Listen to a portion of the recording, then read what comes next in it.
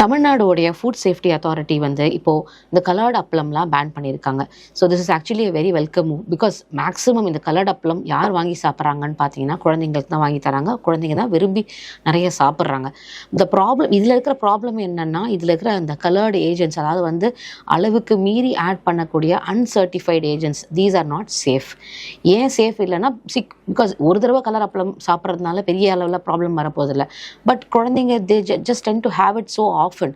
அடிக்கடி இது மாதிரி சாப்பிடும்போது நிறைய குழந்தைங்களுக்கு starting from simple problems like ஒரு சின்ன அலர்ஜி, ரேஷு, ஒரு வீசிங் இஷ்யூஸ், அது மாதிரிலேருந்து ஆரம்பித்து ஒரு கவனச்சிதறல், ADHD அது மாதிரி இஷ்யூஸ்லேருந்து ஃபர்தராக கண்டினியூ ஆகி டைஜஸ்டிவ் இஷ்யூஸ் போய் அதையும் தாண்டி தொடர்ந்து சாப்பிட்டுக்கிட்டே இருக்கும்போது பர்மனண்ட் DNA டேமேஜ் காஸ் பண்ணி கேன்சராக மாறுறதுக்கான வாய்ப்புகள் கூட இருக்குது.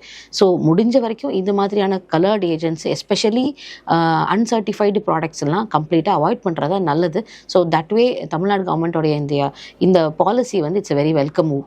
It will save a lot of children from going into a lot of long-term chronic issues on the whole. So குழந்தைகளுக்கும் சரி, அடல்ட்ஸுக்கும் சரி, இது மாதிரியான ஆர்டிஃபிஷியல் கலர் ஏஜென்ட்ஸ் தொடர்ந்து சாப்பிடும்போது நிறைய பாதிப்புகள் வரதுக்கான வாய்ப்பு இருக்குது. ஸோ அதை கம்ப்ளீட்டாக அவாய்ட் பண்ணுறது தான் நல்லது.